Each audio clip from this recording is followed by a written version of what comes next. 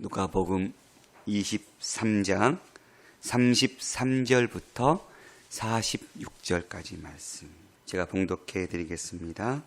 해골이라 하는 곳에 이르러 거기서 예수를 십자가에 못 박고 두 행악자도 그렇게 하니 하나는 우편에 하나는 좌편에 있더라. 이에 예수께서 이르시되 아버지 저들을 사하여 주옵소서 자기들이 하는 것을 알지 못함이니이다 하시더라. 그들이 그의 옷을 나눠 제비 뽑을새 백성은 서서 구경하는데 관리들은 비웃어 이르되 저가 남을 구원하였으니 만일 하나님이 택하신 자 그리스도이면 자신도 구원할지어다 하고 군인들도 희롱하면서 나와 신포도주를 주며 이르되 내가 만일 유대인의 왕이면 내가 너를 구원하라 하더라. 그의 위에 있는 유대인의 왕이라 쓴 패가 있더라. 달린 행악자 중 하나는 비방하여 이르되 내가 그리스도가 아니냐 너와 우리를 구원하라 하되 하나는 그 사람을 꾸짖어 이르되 내가 동일한 정죄를 받고서도 하나님을 두려워하지 아니하느냐. 우리는 우리가 행한 일에 상당한 보응을 받는 것이니 이에 당연한 것이거니와 이 사람이 행한 것은 옳지 않은 것이 없느니라 하고 이르되 예수여 당신의 나라에 임하실 때에 나를 기억하소서 하니 예수께서 이르시되 내가 진실로 내게 이르노니 오늘 내가 나와 함께 낙원에 있으리라 하시니라. 때가 6시쯤 되어 해가 빛을 잃고 온 땅에 어둠이 임하여 제9시까지 계속하며 성소의 휘장이 한가운데가 찢어지더라. 예수께서 큰 소리로 불러 이르시되 아버지 내 영혼을 아버지 손에 부탁하나이다 하고 이 말씀을 하신 후 숨지시니라. 아멘. 마태마가 누가복음 공간복음서에 동일하게 사람이 만일 천하를 얻고서도 제 목숨을 잃으면 무엇이 옳겠느냐, 낫겠느냐 이러한 말씀이 있습니다. 우리 인생에서 참 생명이라는 것은 굉장히 소중한 것임에는 틀림이 없는 것 같습니다. 그래서 많은 이들이 귀한 생명을 온전히 누리고 얻고자 참 애쓰고 또 거기에 많은 시간을 들이고 많은 물질을 들이고 있는 그런 상황입니다.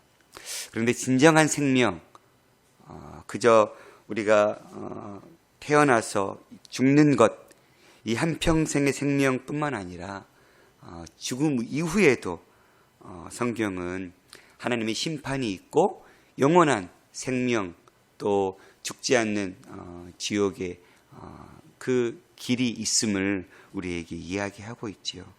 주님께서 우리에게 진정한 생명, 이 땅에 살면서 주어질 그 한 생명뿐만이 아니라 죽음도 어찌하지 못하는 진정한 생명, 영원한 그 생명을 우리에게 주시고자 주님은 친히 십자가의 이 길을 걸으셨습니다.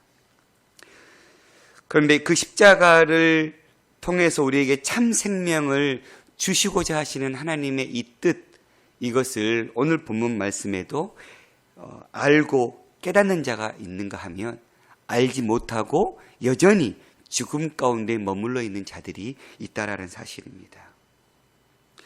오늘 해골이라는 곳에 이르렀습니다. 이 해골은 아람어로 골골타라는 그 단어를 헬라어로 음역한 말로서 골고다라고 다른 성경에서는 이것을 이야기하고 있습니다. 누가는 그냥 해골이라는 하는 곳으로 골고다의 뜻이 해골이라는 뜻이거든요.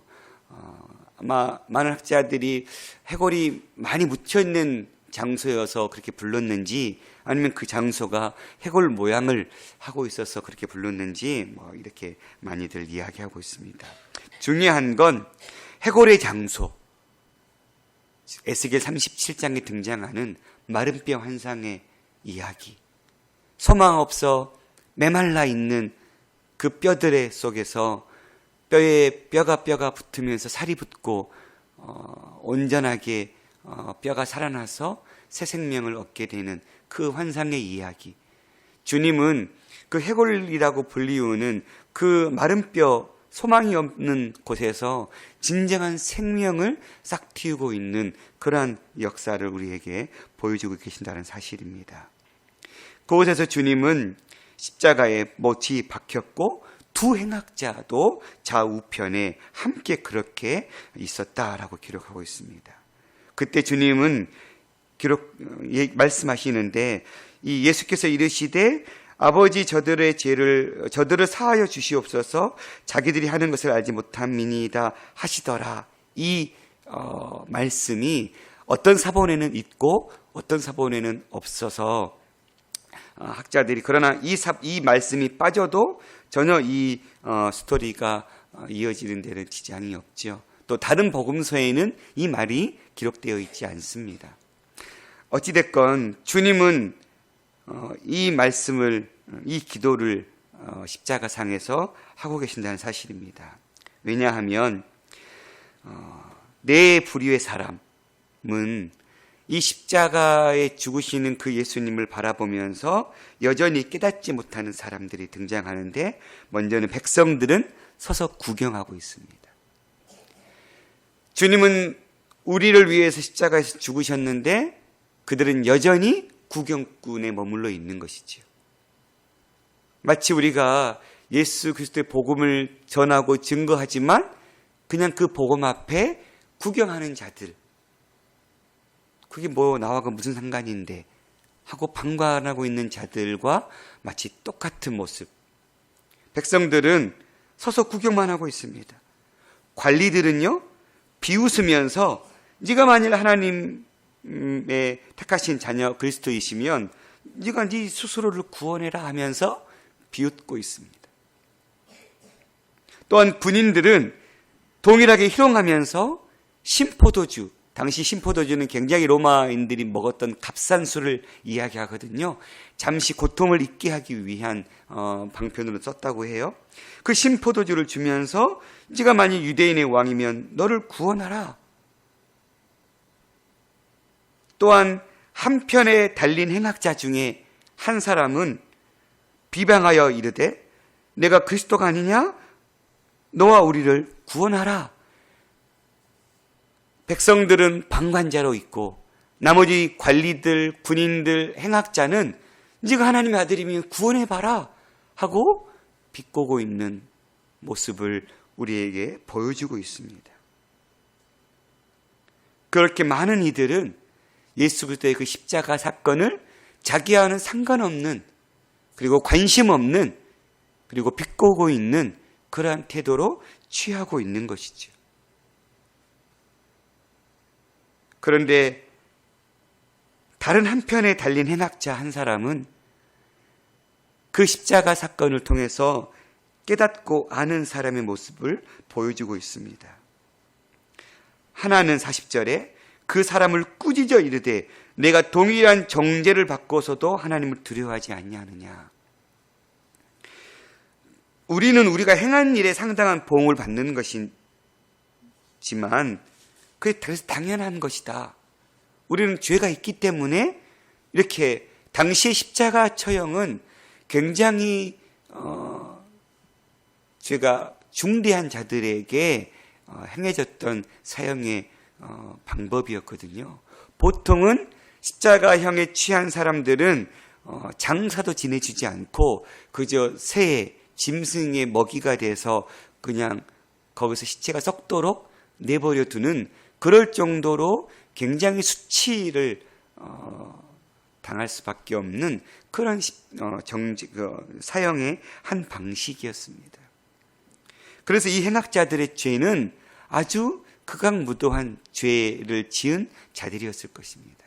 로마를 대항해서 어떤 정치적인 죄를 범했던지 아니면 엄청난 죄악들을 범했던지, 그래서 그들은 당연한 이치였지만 또 이 사람이 행한 것은 옳지 않은 것이 없다, 이렇게 한 사람의 행악자는 이야기하고 있는 것입니다. 너와 나는 지은 죄가 있고 그 죄 때문에 십자가에 달린 것이 마땅하다. 그러나 우리 옆에 죽어가는 이 사람은 행한 것이 옳지 않은 것이 없다.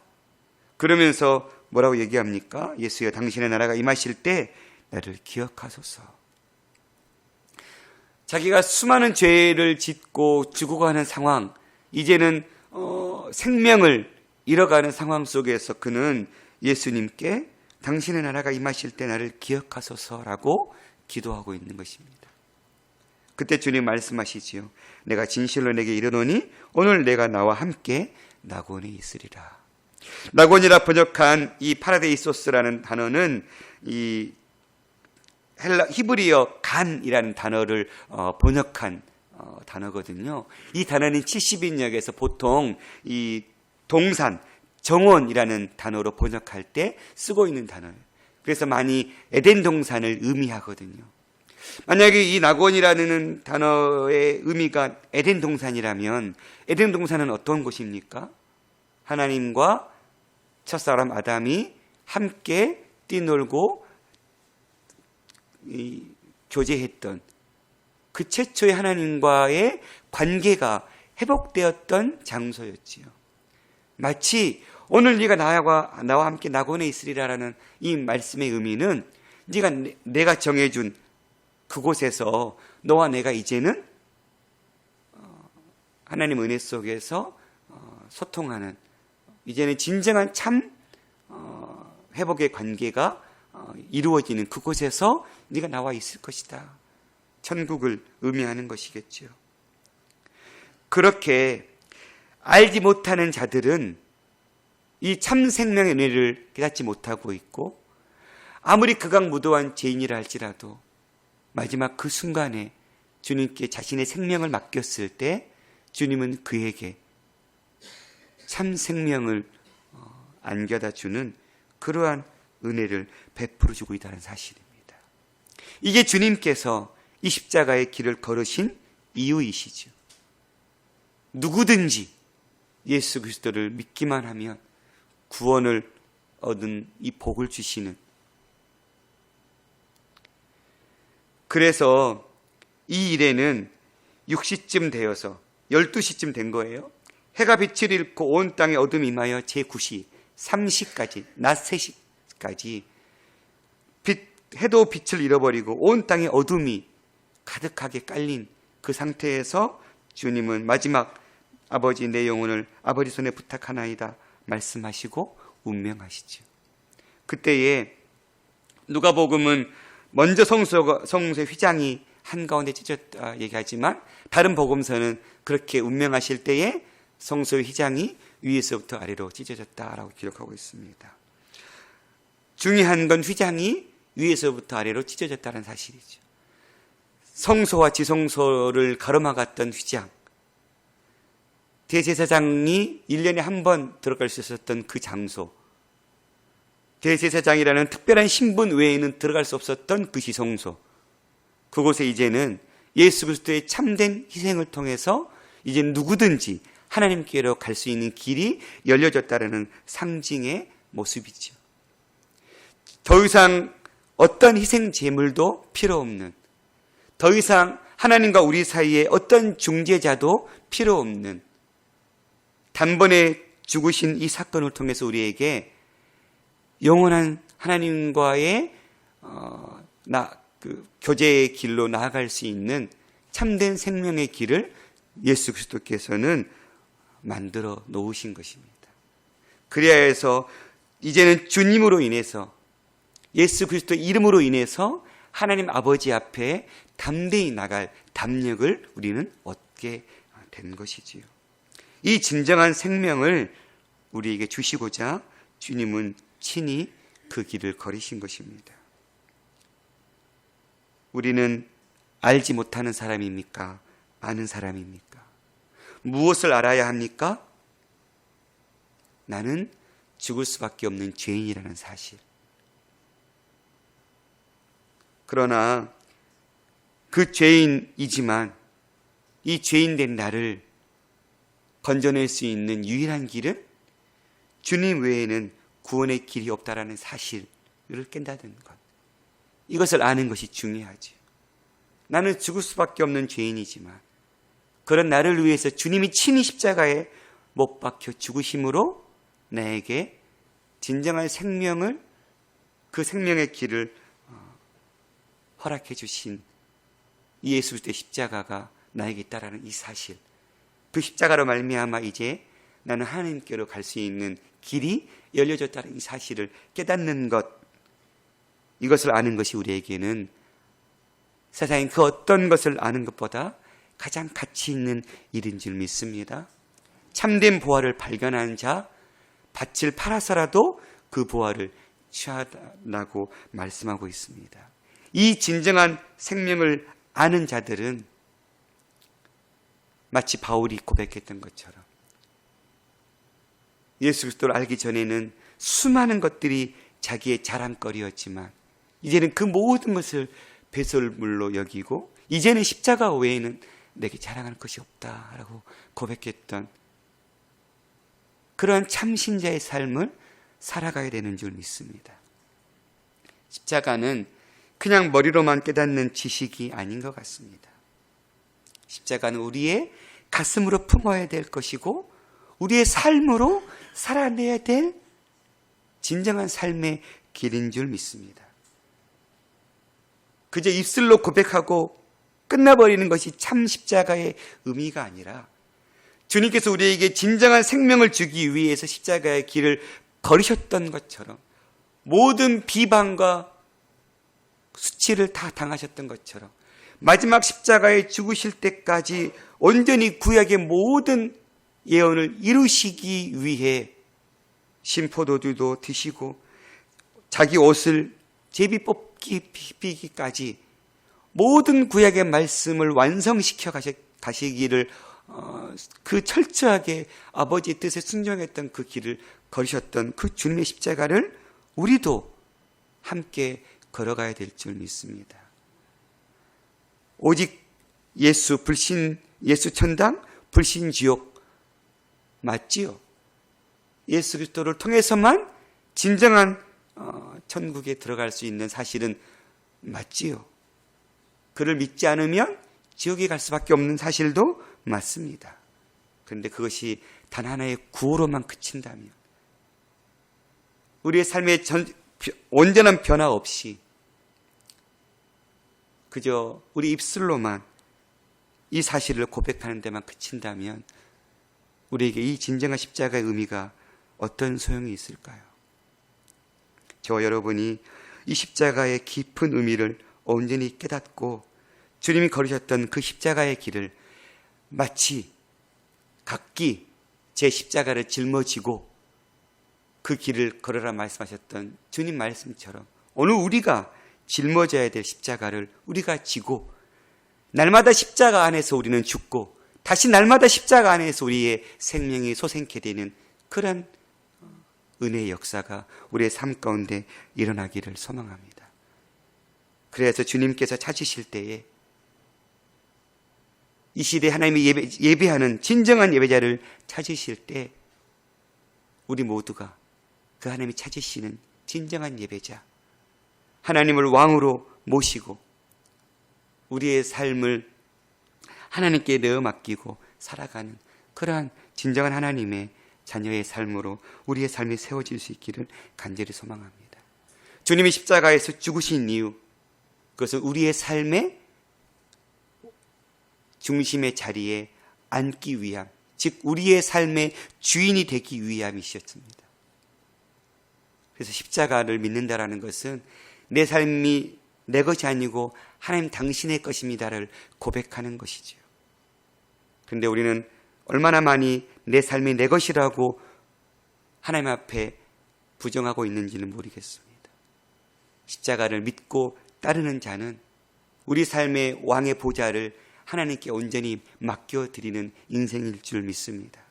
내 삶의 모든 결정권을 하나님께 맡겨드리고 주님께서 우리에게 요구하시는 믿음의 길, 순종의 길을 하루하루 살아내는 삶을 살아가는 것, 그것이 진정으로 주님을 왕으로 모시는 자의 삶일 것이고 주님이 그렇게 우리의 삶의 왕이 되시기 위해서 이 십자가의 온전한 길을 걸어내신 줄 믿습니다. 저 여러분이 이 믿음의 길을 함께 더불어서 격려하면서 믿음이 연약한 자에게 함께 믿음을 일으켜주고 서로 함께 한 길을 바라보는 정 목사님께서 횡단보도 비유 참 많이 해주셨습니다.